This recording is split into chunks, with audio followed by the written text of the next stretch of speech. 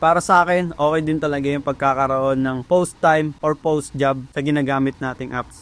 Alright mga tol, this is Papa Josh. Dahil meron ng bagong update sa ginagamit nating apps, magandang pag-usapan to dahil mainit-init pa and bagong-bago pa talaga. So ito yung tinatawag natin na post job or post time kapag ka nag-ignore ka or nag-cancel ka ng booking. So disclaimer lang mga tol, ito is insight lang natin and walang kinalaman yung apps na ginagamit natin dito. Dahil hindi naman ako influencer or vlogger ng apps na ginagamit natin. So gusto lang natin bigyan ng opinion and matalakay yung bagong update sa apps na ginagamit natin. So unahin na natin mga tol sa suggestion, no. Para sa akin mga tol, may nakikita kasi ako na 5 minutes and merong mga 30 minutes na post time job sila. So para sa akin, unnecessary na ng ganun, sobrang tagal ng 30 minutes, no. Okay na para sa akin yung 3 to 5 minutes na pag-aantay, no, kada ignore natin. Para after 3 to 5 minutes makakuha ulit tayo ng booking.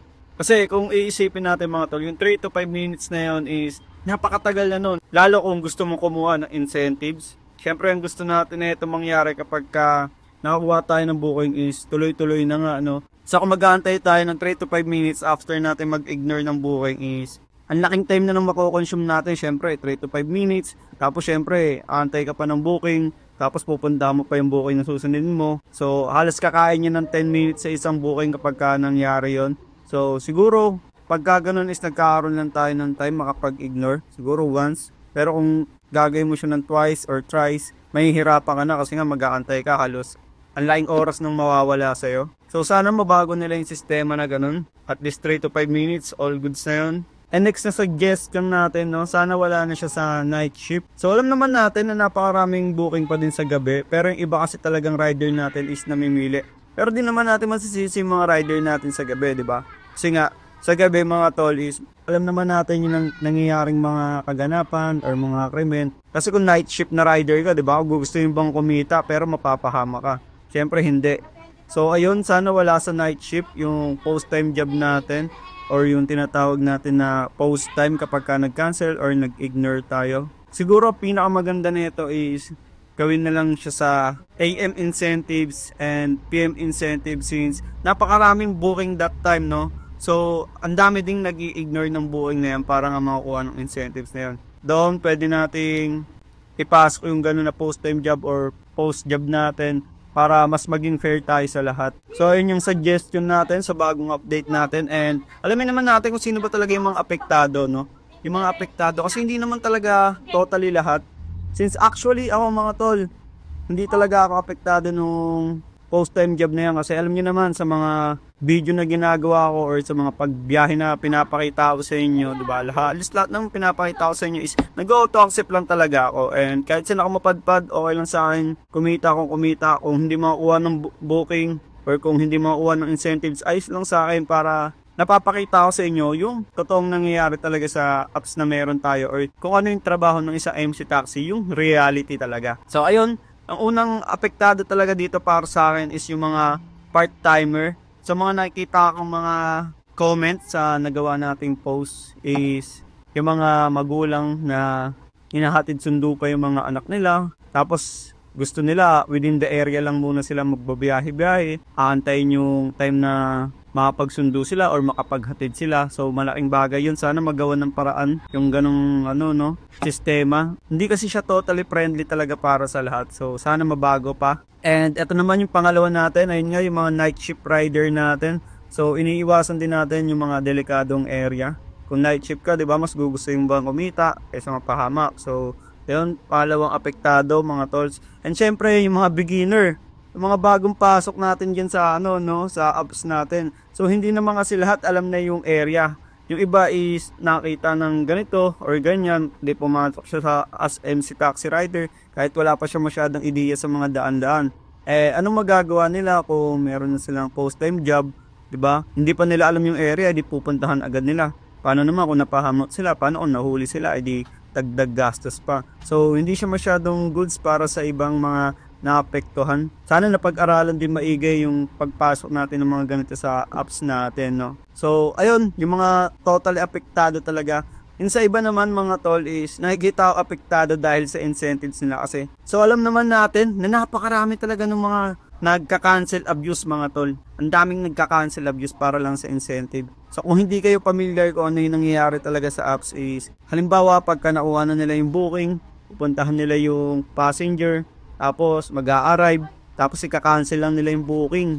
So meron kasi tayong tinatawag na passenger no-show, and meron din naman tayong passenger choose the wrong vehicle, which is yung kasi is hindi siya nakaka-apekto sa ratings ng mga rider, kaya ginagawa nila, ina-abuse nila ng ina-abuse yung ganun para hindi makabawas sa ratings nila, no?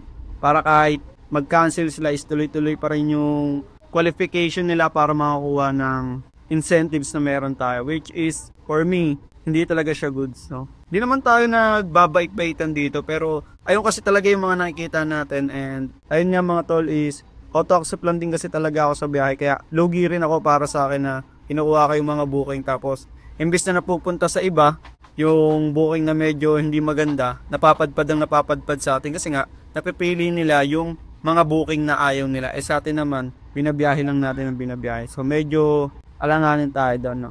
At yung pinaka nakikita ko namang rason dito mga tol kung bakit ginawa to is and advantage din sa mga auto-accept lang, kasi nga ay yung pinaka pinopromote na itong apps natin, no, yung auto-accept lang. So yung pinaka main reason na nakikita ko mga tol is yung fair distribution ng booking. So bakit ganun mga tol? Kasi nga kapag nag-ignore yung rider natin, syempre magkakaroon sila ng post time, so hindi sila makakuha ng booking.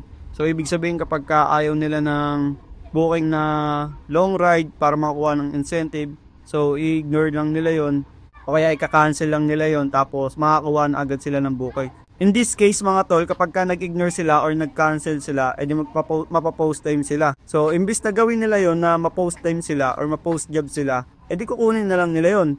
So ibig sabihin yung long ride na yon na mapupunta sa mga rider na nag-auto accept lang, kukunin na nila para sila naman yung buwakbak ng ganun.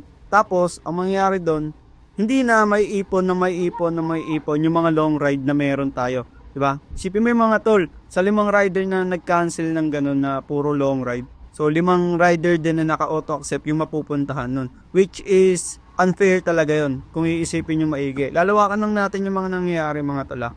Kung may mga ganong rider na paulit-ulit na ginagawa yun, nakukuha lang nila yung sinasabi natin mga Gorami booking, yung mga ganun lang para makuha yung incentives nila. And yung mga katulad naman natin na rider na nag-auto accept lang, kahit hindi tayo makakuha ng incentives, kahit gusto natin makakuha ng incentives, pero hindi nga natin makuha kasi nag-auto accept lang tayo. And in this case na meron nga tayong post-time job or post-job na tinatawag is, nagkakaroon tayo ng advantage din para sa lahat ng mga nag-auto accept. Kaya para magkaroon naman tayo ng fair treatment sa lahat, di ba? Yung mga rider na gusto din makakuha ng incentives, syempre binabakbak mo ng binabakbak, tapos hindi mo naman siya makuha dahil nga napapasukan ka ng booking na long ride na dapat hindi na sa'yo. So napupunta pa din sa'yo kasi wala ka ng choice kaysa mag-cancel or mag-ignore ka din, di ba? So yun mga tol, sana magkaroon pa tayo ng panibagong update para sa post-time job na para sa lahat talaga is magiging goods, no? Alam naman natin, maraming apektado at marami din naman na nagustuhan yung ganito. Pero syempre, para sa magandang sistema, mas maganda yung maayos and malinis and napag-aralan talaga ng gusto kung ano yung mga pinapasok sa apps natin. So, ayun lang mga tol. Hopefully, nagkaroon tayo ng panibagong insight. Hindi lang natin iniisip yung sarili natin kung ano ba yung nangyari sa apps natin or yung sariling diskarte natin yung iniisip lang natin. Sana isipin din natin yung ibang mga rider or ibang mga katrabaho natin na gusto lang din magtrabaho ng pareha. So yung mga tol, maraming salamat kung natapos itong video na to. Pwede nyo subscribe dyan and mag-update tayo dyan soon ng mga videos natin and kung paano tayo mag-backback sa AM Rush incentives or sa iba pang mga kaganapan natin as MC Taxi Rider. For daw yun lang muna. Ride safe mga tol.